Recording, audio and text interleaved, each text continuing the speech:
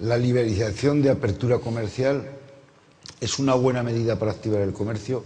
¿No sería mejor aumentar la capacidad adquisitiva del consumidor reduciéndole los impuestos? Bueno, sí, se puede hacer cosas maravillosas, pero no tiene nada que ver. O sea, bájale los impuestos y deje que abran los comerciantes los fines de semana. A un comerciante que... Imaginaos vosotros este supercentro comercial que tenéis ahí en Venecia, que habéis montado, y que debe tener una afluencia de compradores en fin de semana que debe ser del orden de un 20... A lo mejor la división de la semana es 60% de lunes a viernes y sábado el 40%. Viernes por la tarde y sábado 40%. Si tuvieras abierto el domingo podría ser 50%, 50%, donde eso además sobre una base de venta superior. No es una inmoralidad un tío que vende más en un día determinado de la semana, no dejarle abrir porque ese día se llama domingo. No es una inmoralidad eso. Pues a mí eso me parece tremendo. Y me parecería muy bien, y además es que estoy seguro que esa venta no erosiona las ventas de los días de la semana del que no ha abierto el fin de semana. Porque en la mayoría de los casos es la venta de un tío que le gusta comprar el fin de semana y si no compra aquí se irá a comprar a una ciudad de otro sitio en fin de semana. Oye, para mí, venir a Zaragoza, quedarme en Barcelona o cogerme un avión e irme a Londres, básicamente me cuesta lo mismo, ¿eh? Me cuesta lo mismo la gasolina que el avión, que irme a un restaurante un poquito más caro mientras voy de shopping. Entonces, ya no se compite los detallistas de Zaragoza con los de Zaragoza. Compiten los de Zaragoza. Vosotros tendríais que daros cuenta de una cosa. Tenéis a Madrid, que abre los fines de semana, y la tenéis a 1 hora de AVE. El que quiera comprar en Madrid irá a comprar en fin de semana. Será muy difícil que os vengan turistas de Madrid o de Barcelona. Sí, Barcelona es más fácil porque tampoco abre los domingos, pero de Madrid en domingo, si no tenéis una excusa más para que vengan. Y esa excusa es comprar. La gente que viaja quiere comprar los domingos. Y por supuesto, si les bajas los impuestos y les das una mejor salud, pues seguro que te comprarán también más. Pero lo primero, abrir los domingos. Entra una pregunta en Twitter. Con todas estas tendencias, ¿el comercio tradicional, tal como lo conocemos, está en peligro? El comercio tradicional está en peligro desde que le llamamos tradicional, que es hace un montón. Mira, yo me preguntaría primero, ¿qué prefieres? ¿Estar sentado en una oficina aguantando un puro de jefe todo el día, encerrado, en un empleo que va a ser tu empleo sin salida para el resto de tu vida, cobrando por trienios o por 5% más o 2% más o el índice de precios o el IPC, o tener un sitio donde puedes aplicar toda tu creatividad a vender, a buscar formas diferentes de atender a las personas, a hablar con ellos, a comunicarles, a investigarles, a pasar las canutas y pasarte muchas tardes mirando por el escaparate porque no entran y a darle y a pensar qué tienes que hacer. Oye, tú, más vale morir así que vivir de otra manera, ¿eh? Yo creo que el comercio lo que es una oportunidad, es probablemente la oportunidad con mayor acceso, pero también con mayor riesgo que existe, pero es apasionante el comercio, es infinitamente más interesante que casi todas las cosas, ¿no? Entra cómo se puede crear marca si el producto que fabrico es un commodity. Pues por definición, un commodity es un producto por cuya marca los consumidores no pagan. Entonces, ¿pero hay commodities con marca? Pues hay commodities con marca. Lo que pasa es que cuando tienes generalmente, si tu commodity es muy commodity, la única cosa que te puede mantener vivo es que te estés diferenciando por servicio de ese commodity. Muchas veces estamos tan acogotados por lo commodity que es nuestro commodity que no nos damos cuenta de que nuestro servicio es un specialty, ¿eh? O sea, que estamos dando un servicio que no da a nadie más. Cuando tu commodity sea un commodity y tu servicio sea un specialty, ponle la marca al servicio, no al commodity. Y entonces ya verás tú cómo el tema tira.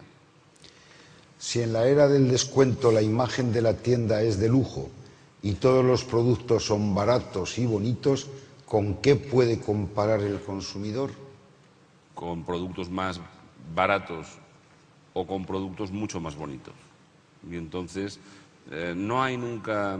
Mira, al final a todos nos gusta tener cosas únicas y cosas bellas. Entonces, por mucho que te imiten y mucho que te copien, siempre habrá la posibilidad de hacer algo que sea más bonito, más único. Ya te lo copiarán, pero esas son las reglas del juego, ¿no? Yo me acuerdo cuando yo trabajaba con Loewe o incluso con Tous más recientemente, en el Consejo, a los diseñadores les ponía como motos no estar en el top manta. Pero como motos, o sea, porque si no estabas en el top manta eras un perdedor, ¿eh? O sea, no... Claro, luego si estabas demasiado en el top manta era tremendo, porque no vendías un colín, ¿no? Porque te estaban metiendo la copia todo el día. Pero si no estabas, te sabía fatal no estar. ¿Qué clase de diseñadores, qué mierda de diseñadores tenemos que tener? ¿Qué mierda tenemos que ser? Te dirían ellos, ¿eh? Para que ni siquiera nos tengan considerados los tíos del top manta, ¿no? Y siempre hay una cosa que es mejor y siempre hay una cosa que está que es más nueva y por ahí hay que tirar siempre. ¿Qué recomienda a un retailer actual para superar la crisis de tristeza y melancolía que parece haberse asentado en el consumidor español? Ansiolíticos. O sea, si es del retailer la crisis de tristeza y melancolía, si es del consumidor, yo ya te digo, multicanal y buscar formas diferentes. Mira, a lo mejor si eres un retailer que tienes una tienda y es una buena tienda y toda la vida has estado así, pues oye, el rollo que has visto, los flash sales, un trunk sale. Un trunk sale es pedirle a tus proveedores la mercancía un poco antes para hacer una venta en un hotel 2 meses antes de tenerla disponible o cerrando la tienda en un hotel en otra ciudad o cerrando la tienda en tu ciudad y que sea que la gente que tengas que sea tu cliente se sienta exclusiva y darle a la cabeza para pensar qué otras cosas puedes hacer, ¿no? Abrir otras tiendas, la página online, el flash sale, el cuponeo, llegado el caso. Hay que estar continuamente con eso, ¿no? Pero sabiendo que, oye, que si este sábado se han pegado 311 minutos de televisión, es que tienen que estar muy mal, ¿eh? O sea, tienen que estar que no quieren salir ni a gastar ni nada, ¿no? Eso es lo que pasa. O sea, ¿por qué ven tanta tele? ¿Por qué no quieren salir? ¿Por qué? Pues porque no saben qué hacer. Cuando salen, ¿qué hacen? Se van de tiendas. Y cuando se van de tiendas, ¿qué les pasa? Que compran. Entonces, ¿no pueden comprar? Pues a ver cine de barrio. ¿Ha querido transmitir que podemos hacer estudios de mercado a través de las redes sociales? Por supuesto. No tengo ningún problema en admitirlo. No soy ningún talibán y vivo de eso. Ese rollo de que las redes sociales son un entorno de socializar y que no son transaccionales y que no sé qué, que no sé cuántos, eso que se lo crea quien se lo quiera creer. Pero las redes sociales son un entorno que puede ser social o puede ser transaccional. Si buscas una transaccional, ahí tienes muchísimas posibilidades de hacer investigación de mercado. Si estás exclusivamente en una que es social y que se llama... ahora te cuento eso, mira, ha querido transmitir lo de Iniesta. Cuando estábamos haciendo el estudio este de fragancias que hacíamos, por una chamba, porque teníamos todo medido y teníamos detectores por todos lados, nos apareció la página de Facebook de Iniesta. Iniesta salía ahí con un vídeo diciendo, estoy en el aeropuerto de Tokio y estamos volviendo de que hemos ganado la Copa no sé qué, una Copa Mundial o Intercontinental o no sé qué, y quiero comprarle una colonia a mi novia y por favor, quiero que me recomendéis cuál y por qué. Y entonces, Iniesta tenía entonces 130.000 fans. y le contestó, sí, eran 130.000 y le contestaron 16.000, no, eran 160.000 y le contestaron 13.000 fans, 13.000, en menos de 2 horas, ¿eh? Y entonces nosotros aquello lo vimos y fuimos allá y como la página es pública le mangamos, ¿ves? No se puede hacer investigación de mercados en las redes sociales. Le mangamos toda la investigación de mercados al que la estaba haciendo y nos la llevamos para verla y para analizarla, ¿no? Y entonces lo que vimos a mí me pareció majestuoso. En 2 horas, 13.000 respuestas, pero además 13.000 respuestas de muy buena calidad, porque claro, cuando te lo pregunta tu ídolo y tú eres un fan, a tu ídolo no le vas a maltratar. Y luego a los otros fans no vas a decir animaladas delante de los otros fans que te están viendo, ¿no? Bueno, total, que Iniesta aterrizó en España 2 días después, bueno, aterrizó un día después, supongo, pero 2 días después el tío salía con la fragancia que había comprado para su novia, ¿no? Y era una fragancia que tenía una cuota de recomendación de los fans de 0,09. O sea que ahí había algo raro. Iniesta, que hay algo raro, ¿no? Y Iniesta me parece que te has leído la tabla al revés o no sé qué ha pasado. O te están pagando para hacer publicidad, no lo sé. Bueno, entonces, total, que 4.000 personas le entraron después de esto a decirle: Iniesta, bien, muy bien, Iniesta, bien escogido, Iniesta, eres un tío romántico. Y todo por un bote de Custo, tío. O sea, es tremendo, ¿no? Una colonia de nicho, pero de nicho, ¿eh? Y total que fíjate tú el poderío, no sabes el trabajo que supone inferir de todo lo que lees en las redes sociales cosas que te interesen, ¿no? Pero si dentro de un entorno social, que es el de un Facebook, la página de un ídolo, el ídolo formula una pregunta, de golpe tienes un montón de respuestas y justificaciones.